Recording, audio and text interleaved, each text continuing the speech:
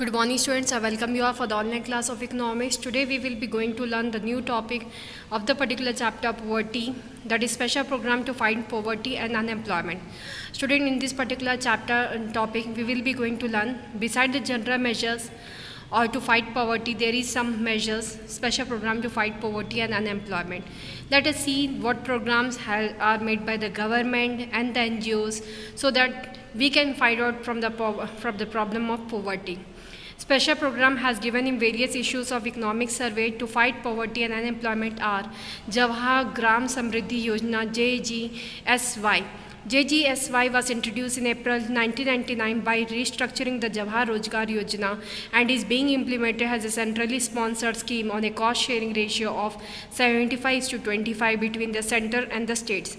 The program is implemented by Gram Panchayats, working creation of durable productive community assets.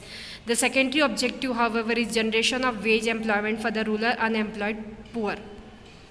Next is Swarn Jayanti Gram Swarajgar Yojana. That is another program which was laid down to reduce the number of poverty.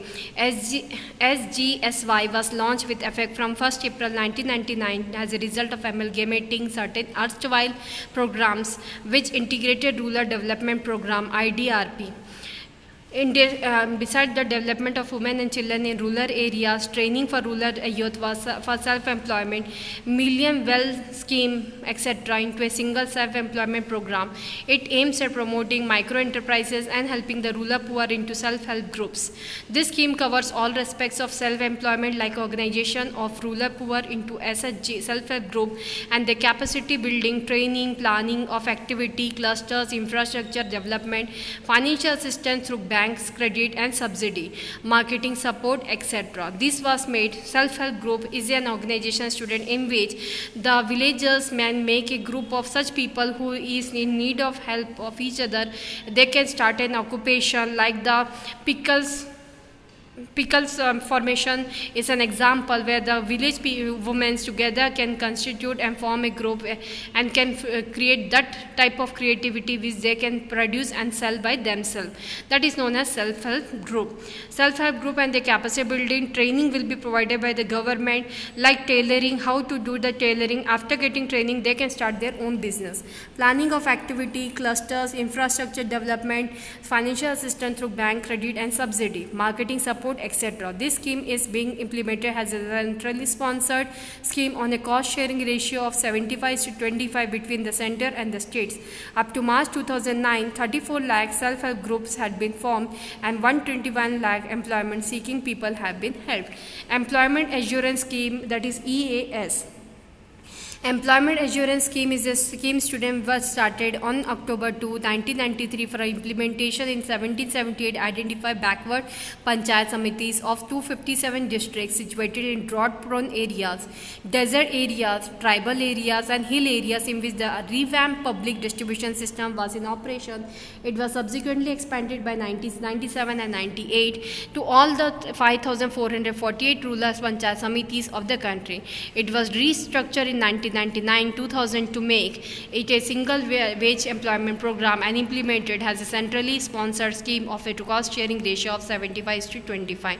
So this is Employment Assurance Scheme was, student. It was for your remembering, it was started on October 2nd, 1993 for the implementation of 1778 identified backward panchayat samiti and 257 district. For the upliftment of these particular areas, this scheme was launched. Sampurn Gramin Rozgar Yojana. The next program which was laid down was on September 2004. The scheme aims at providing wage employment in rural areas, has also food security along with the creation of durable community, social and economic assets. This was the main objective of having the Sampurn Gramin Rozgar Yojana. as when the wage will be provided, the people will be secure for getting the food for 2 and 3 times at a day, and the creation of durable community can be generated. The scheme is being implemented on a cost sharing ratio of 75:25 between the center and the states. The ongoing employment assurance schemes and Jawahar Gram Samriddhi Yojana have been fully integrated within the scheme with effect from April 2002. In August 2005, the National Rural Employment Guarantee Act was passed. In this, all those among the poor who were ready to work at the minimum wage or can report for work. National Social Assistance Program NSAP.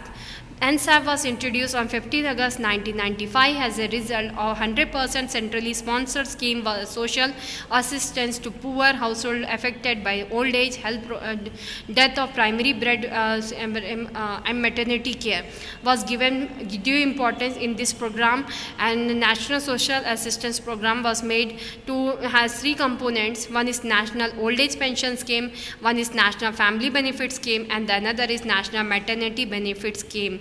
So these 3 programs help the old age people to get the pension and to have a living of their life.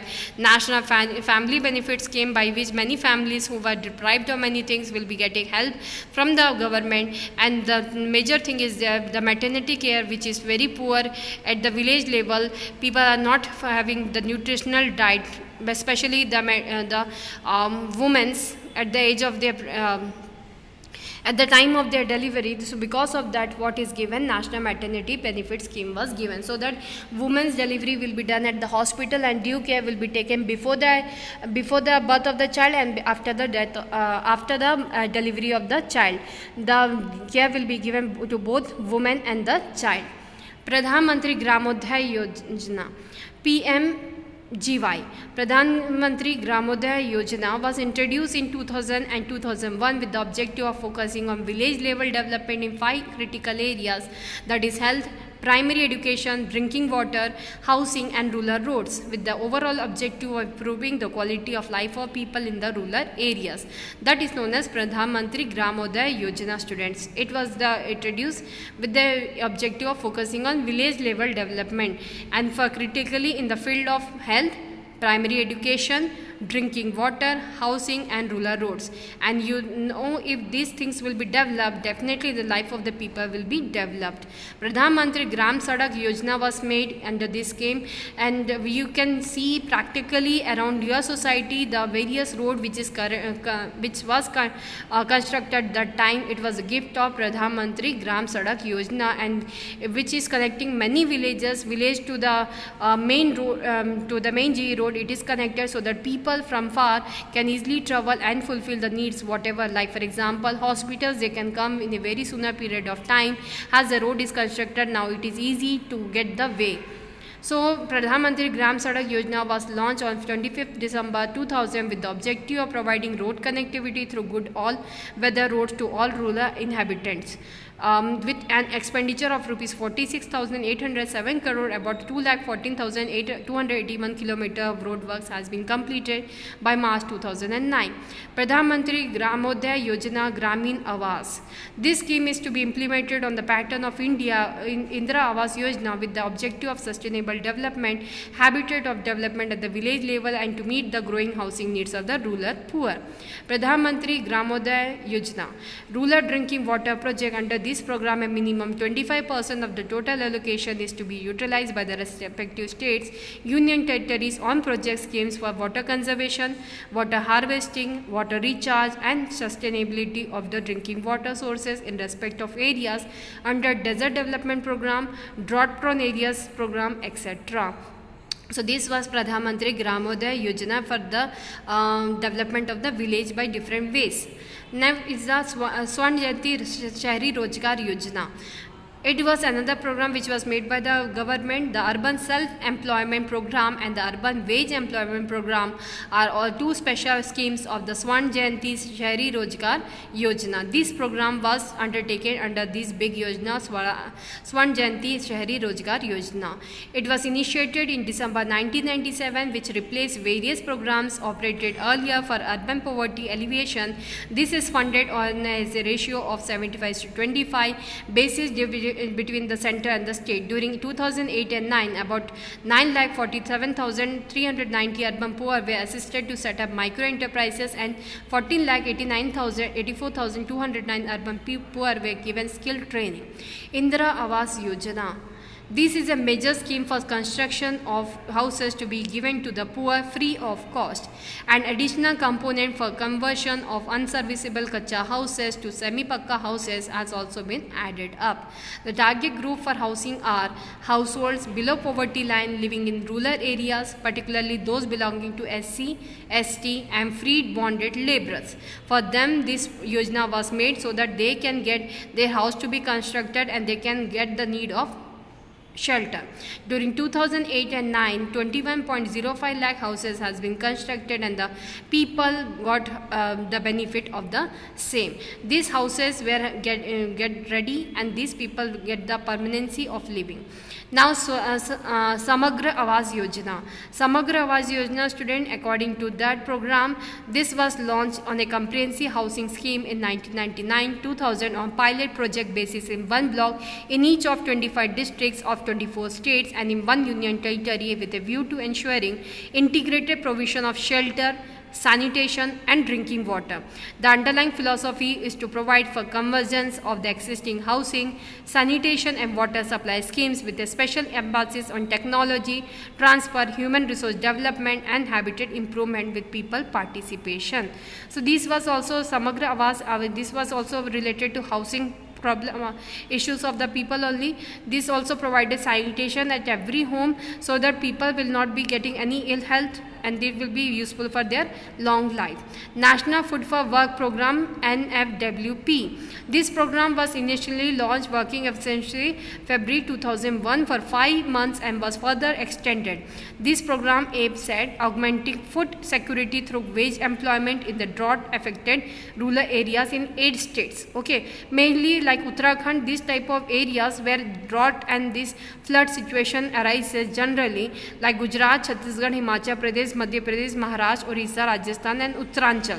The center makes available appropriate quantity of food grains free of cost to each of the drought affected states, and additionally under the program, wages by the state government can be paid partially in kind and partially in cash. This was the particular program to help the poor, to help the states at the time when they are finding drought situation and their people's life is difficult to live.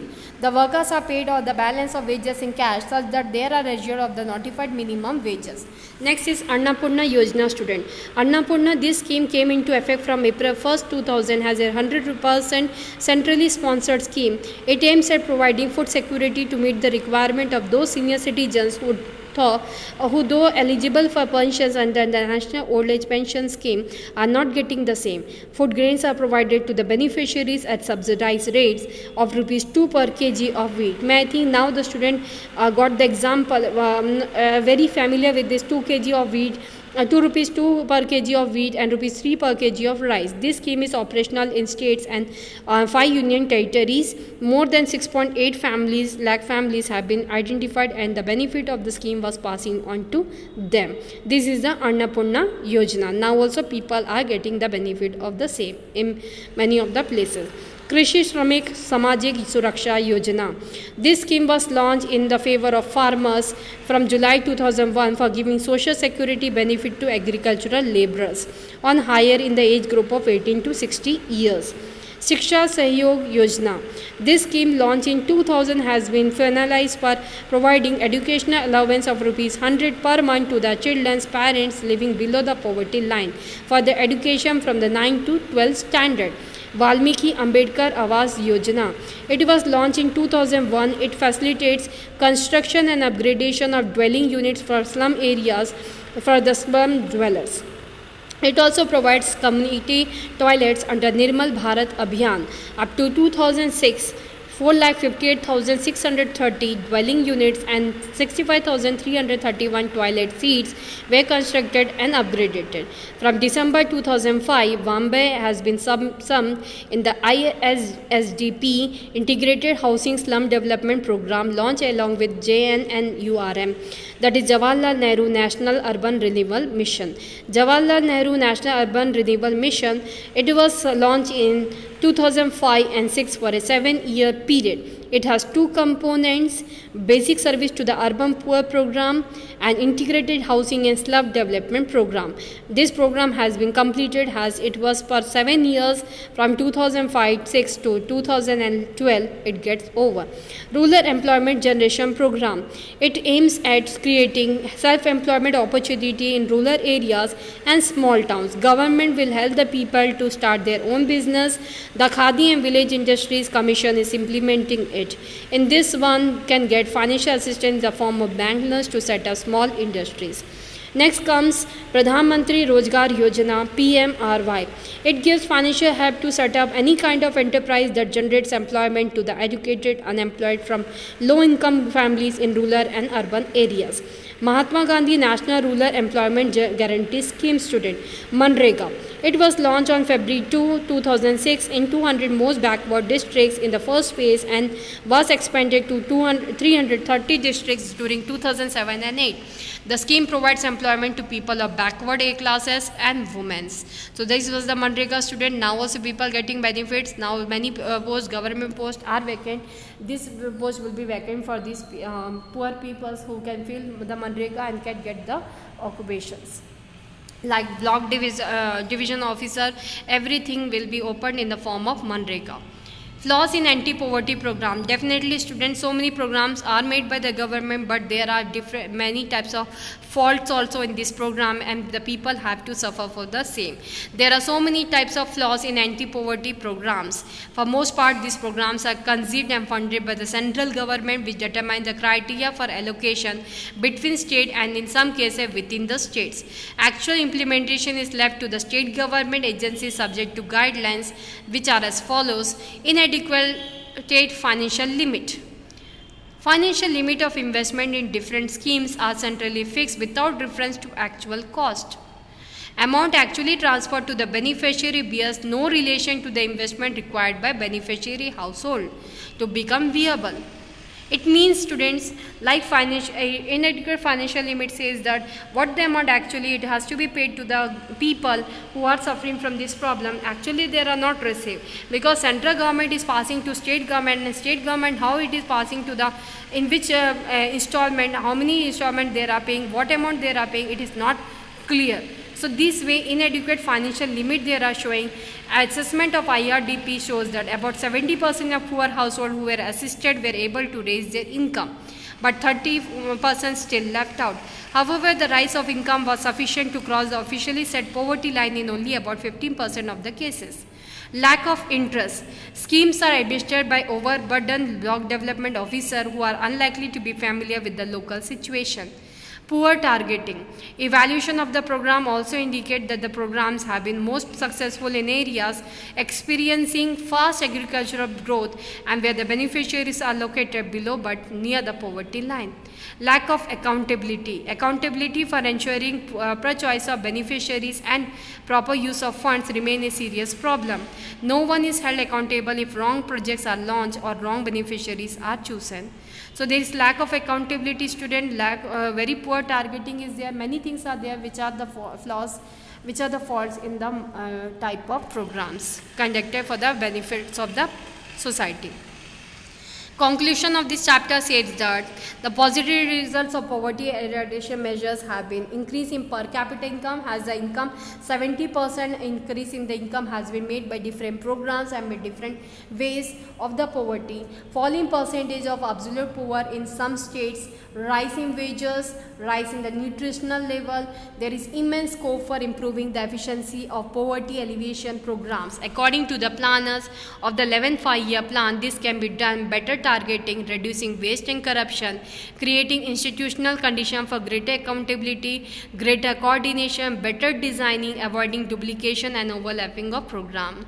So this was the chapter poverty. I hope you have understood. Next class we will be going to start the new chapter, that is human development. Thank you for today's class. Have a nice day.